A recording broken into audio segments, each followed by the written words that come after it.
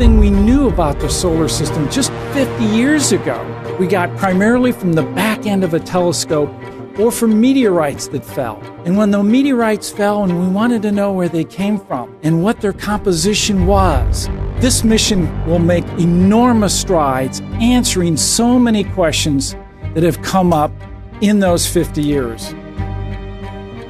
OSIRIS-REx is a mission in NASA's New Frontiers program designed to rendezvous with a near-Earth asteroid named Bennu, survey it in great detail, select a location on the surface to send the spacecraft down to collect 60 grams or more of sample for return to Earth for analysis in our laboratories.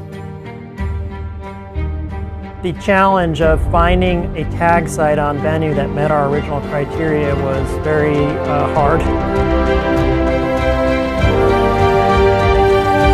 But quite honestly, this team thrives on challenge. So even though we knew we had work to go, I never doubted for a moment we would solve that puzzle, that we would crack that nut and we would safely get the spacecraft down to the surface. We had kind of expected the unexpected. This team was ready to be surprised.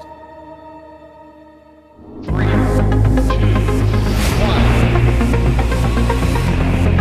And liftoff, OSIRIS-REx.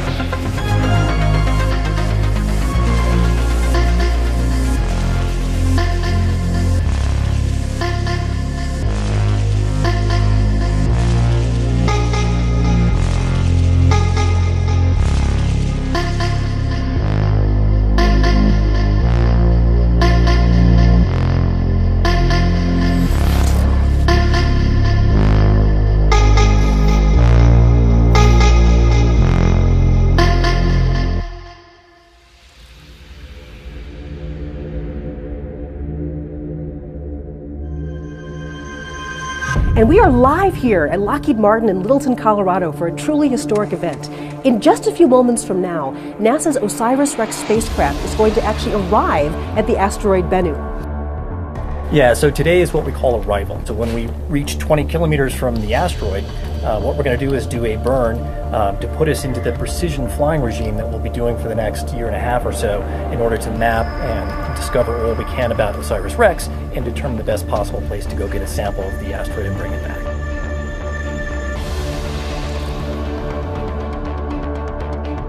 A little nervous, a little excited. I mean, after this burn is completed, we're going to be approximately 7 kilometers away from Bennu at a closest approach. So it's exciting, a little intimidating. There's a lot of feelings going through me right now. It's going to be the first U.S. mission to return a sample from an asteroid. And in fact, this is going to be the largest sample return since the Apollo program brought back the moon rocks. This is NASA's first asteroid sample return mission. NASA has had other sample return missions, most famously the Apollo program, which brought back over 300 kilograms of lunar material, which we're still analyzing today to unravel the history of the moon and the Earth-Moon system and the origin of our solar system. But there's been nothing like OSIRIS-REx in NASA's repertoire. I like to call it the daredevil spacecraft, right? We just zipped around this asteroid like a hummingbird. And it's one of the things the microgravity environment does for you, is that you can stop, you can start, you can turn left, you can turn right, you can go into orbit, you can leave orbit.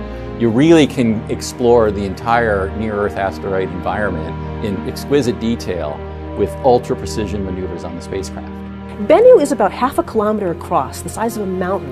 We're going to be mapping this entirely new, unexplored area of the solar system. So it's been a relatively long journey, as I mentioned, about 2 years to get out to this asteroid. So to give you a sense of a little bit of the mission timeline, OSIRIS-REx was launched on September 8th, 2016. And one of the first things we did was we did a flyby of the Earth to boost us into the right orbit to encounter the asteroid. So you see that here. We were also able to test our cameras and take a wonderful picture of the Earth as well.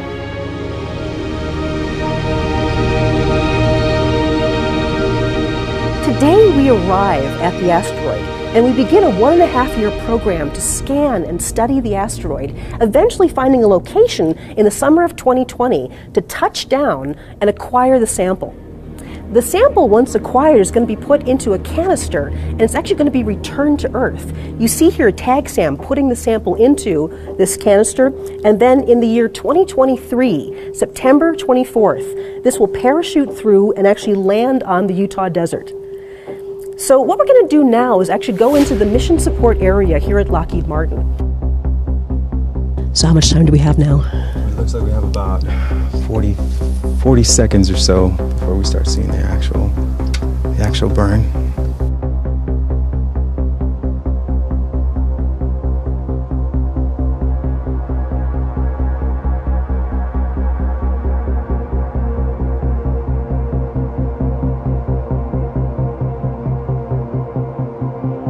So just to remind you that we're live here at Lockheed Martin and we are just about to arrive at the asteroid Bennu and begin proximity operations to study this asteroid, eventually returning a sample back to Earth. Yeah, it's so exciting. I can't believe we're here. Right there. All stations, stand by. Burn has started.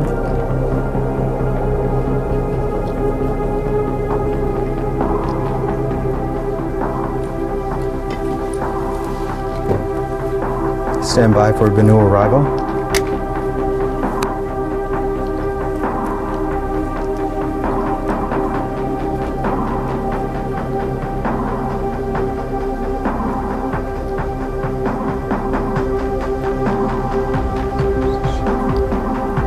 So you can see here we have the Doppler residual, so we know the burn is occurring because I'm seeing a change in velocity from the spacecraft.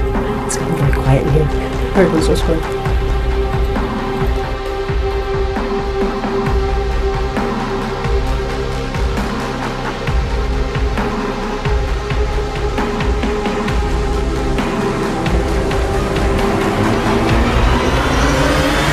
We have arrived. You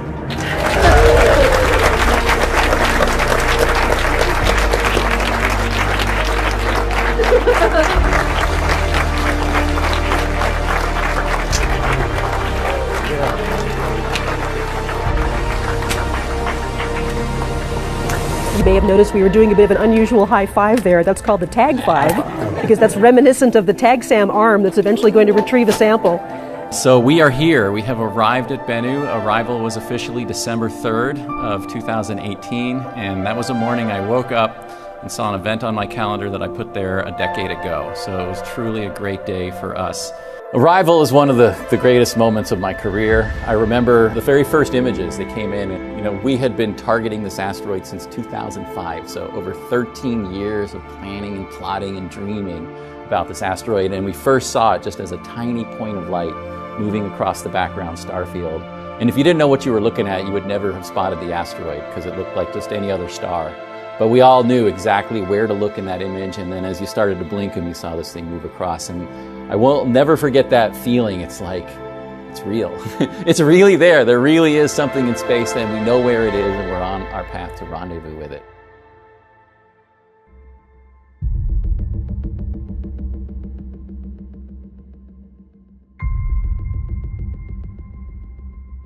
The OSIRIS-REx spacecraft has been navigating around Bennu for about the last 2 years, studying it in great detail, and also overcoming a number of challenges that Bennu has presented. We were looking for locations on Bennu that were 50 meters in diameter, relatively flat, and covered with fine-grained material. And by fine-grained material, I mean stuff that's the size of a dime or smaller. As we started to approach Bennu from a distance and it started to fill up the camera field of view, it looked exactly like we thought it would, with a few boulders sticking out. But as we got closer, we expected to see a very sandy surface with maybe a few boulders here and there. And what we saw is very little sand. And we saw these mountains, we saw boulders, we saw rocks, and we saw very few areas that had this sandy surface that we were expecting and what we had designed to. Well, I like to call Bennu the trickster asteroid. So when we first picked the target, we performed an extensive ground and space-based telescopic campaign to try to understand the nature of the surface. And based on thermal data and radar data and the shape of the asteroid, we convinced ourselves that the surface was composed of fine-grained, sandy, or at worst gravelly-like material. And we expected, and quite honestly sold it to NASA as easy to sample. When we got to the asteroid, we realized that the surface was rough and rugged and covered in giant boulders, with nary a beach in sight. And we knew we were in for a real challenge. And we not only had to come up with a new way to get to the surface, but we had to ensure that it would fit within a really tight spot and remain safe while it was collecting that material. Bennu's rocky surface presented a challenge for the original LiDAR-based approach to the touch-and-go sample acquisition event. As an alternative, the project developed an onboard optical-based approach called natural feature tracking. NFT requires detailed three-dimensional maps of the surface of Bennu. In order to build those three-dimensional maps, we need many, many images of particular patches of surface on Bennu itself. And so all these surveys we've done throughout the mission have been at distances between several kilometers from the asteroid down to just a few hundred meters from the surface. And based on those different perspectives and what the shading of that terrain is, it's possible to build a 3D model. Very similar to how we have two eyes that allow us to have depth perception of what we see. NFT requires multiple features across the field of view to have a depth perception. The original tag accuracy requirement was to touch the surface within a 50-meter diameter circle. Based on Bennu's rough surface, our actual performance has to be much better than that, at 10 meters or less. And even within that 10-meter area, there could be smaller localized hazards that may damage the spacecraft. Right now, we are working on a flight software patch to help us avoid hazards as we come in for a sample event.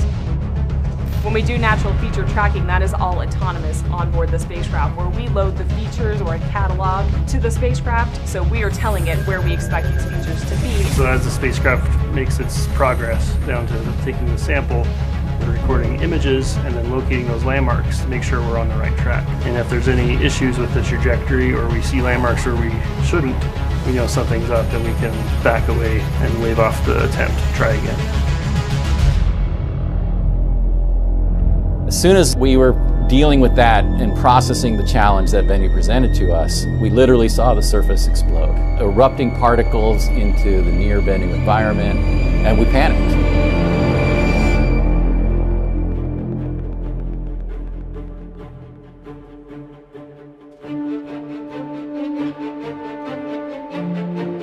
And we thought maybe that this was a hazardous environment and the spacecraft was at risk and maybe the whole mission might be lost.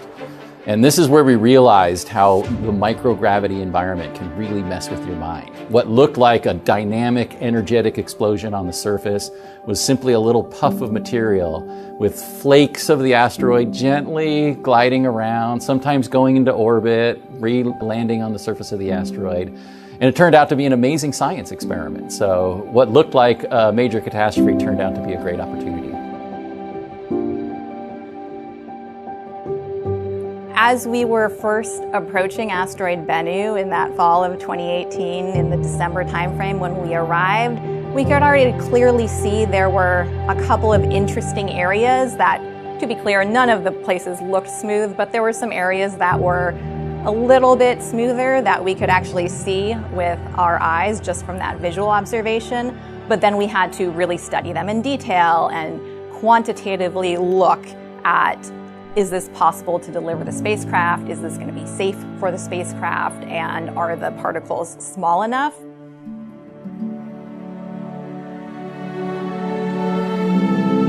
One of the most challenging aspects of pulling together that beautiful global mosaic of Bennu was getting the right data to make a mosaic. So before we even had the images that we stitched together, a few hundred in total, we had to make sure that we were taking images of the surface that were lit at just the right conditions so that you could see small shadows that would outline those particles, and also that were taken at sort of a straight on angle, or as straight on as we could do with our spacecraft, so that you didn't get a lot of distortion. Once we had all of that data, you're dealing with hundreds of images. All of these images have, 1 million pixels or more. It took a lot of effort, but it looks like a very seamless map of Bennu. It's also the finest spatial scale that we have ever mapped a planetary object, which is pretty impressive.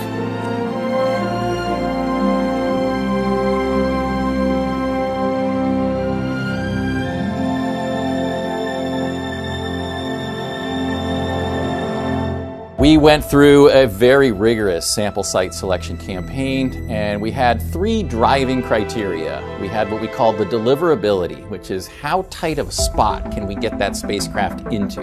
We were looking at craters that were about 20 meters or 60 feet in diameter, just the size of a small parking lot, and the spacecraft's about the size of an SUV.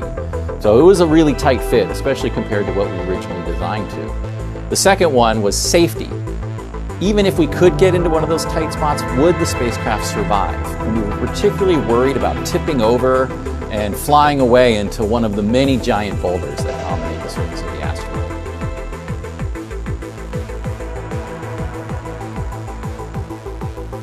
And then the third one was sampleability. If we got the spacecraft there and it was safe, was there anything on the surface for us to pick up? We were looking for particles about 1 inch or 2 centimeters across or smaller. And there's very few patches of material like that on Bennu's surface. So we kind of evaluated all of that. In the background was a parameter we called science value. But the good news was everything on Bennu was scientifically valuable. We saw water-rich clay minerals, and we saw organic molecules, which are 2 of the prime types of material that we were trying to collect. So in the end, we kind of used the basketball tournament analogy, and we started with about 16 sites. We called them the Sweet 16, and we put them up against each other, and we evaluated how much fine-grained material we estimated was there. We couldn't actually see the fine-grained material, but we could see where the big rocks were not, what we called the unresolved patches of the surface, and we assumed that there was fine particles there that we could pick up. We eliminated half down to the Elite 8 and down to the final 4. And when we had the final 4 sites, we performed a series of low-altitude reconnaissance passes to kind of do a safety check. And that very quickly revealed that 2 of the sites were quickly out of contention. One of them was simply just too small of a crater, and it looked a lot like one of the other sites, so we were able to eliminate it. And the second one looked really good. In fact, I thought it was the leading contender going into that phase, but it turned out to have a lot of fairly large rocks with the fine material interspersed in between it. And that one was gone, so we were down to 2. One we called Osprey, and one we called Nightingale. Both of them about 20 meter or 60 feet diameter craters. One near the equator, Osprey, one in the northern hemisphere, Nightingale. And it turned out to be kind of a contest. Osprey was safer, but Nightingale was more sampleable. And also the science looked better there. It was darker, redder, it looked fresh, like recently exposed, so not modified by the space environment. When we pulled the board, we had a site selection board, my heart kind of sank when Flight System and the Goddard Space Flight Safety engineers voted for Osprey, because I really wanted Nightingale. But the TAG-SAM team and the science team were voting for Nightingale, so it came down to me. I had to make the final decision. Hello, and thank you for joining us in the booth here at AGU, the American Geophysical Union, for this special edition of NASA Science Live. Today we have a big announcement from the OSIRIS-REx mission. OSIRIS-REx is NASA's first mission to retrieve a sample of an asteroid and return it to Earth. And we're going to find out from where today. So I stepped away from the meeting, I kind of walked out, and I said, I have to go with the science. Right? I have to go with the science. It's what we came here for. Dante, do you want to tell us which one you've picked? I will. So I'll say that just thinking that we're going to get this sample back to Earth sends chills down my spine. So the winner of the OSIRIS-REx Site Selection Championship is the Nightingale site. All right. Make some noise, audience. And I want the material from Nightingale almost like it was calling to me. So I made the final decision. We're going to go in. The safety was acceptable. Lockheed Martin agreed that they could sample that area, and the science is what made the decision. It was a decision that had a lot of stakeholders, and a lot of people had to come together and make their case before a decision was eventually rendered by our principal investigator, Dante Loretta. And so I remember during the sample site selection meeting, Dante turned to those of us who were scientists on the team and asked what our opinion was. And I think I was the first person who spoke, and I was just like, Nightingale. It has the organics, it looks fresh. Like, if we just put our science hats on, that is where the value is. Nightingale and Osprey were always pretty high on the list, but in my mind it wasn't clear. We had some fascinating sites to choose from, including a few sites where they were very small sites, but it looked like there was some really fine-grained material there, but clearly they were just too hazardous for the spacecraft. What is the biggest challenge of the site? So the biggest challenge of the Nightingale site is those large boulders that are off on the eastern edge of the crater, because that tallest one, I colloquially call it Mount Doom because it has the classic kind of peak shape that we're familiar with from the literature. That's about 7 meters tall, and then when you're down at the bottom of the crater, that's another 3 meters. So we're talking 10 meters or 30 feet. So it's a substantial building-sized obstruction, and we're trying to get into a crater that's on the order of a few parking lot spaces wide. So we are doing a really tight job parking that, and we're aware that we have hazards around us. So precision navigation to that sampled material is our biggest challenge. So all we have left to do to deliver on our promise to the agency is get that sample safely back to the Earth, get it into our laboratories, and answer the fundamental questions about the formation of our solar system and why Earth is a habitable world.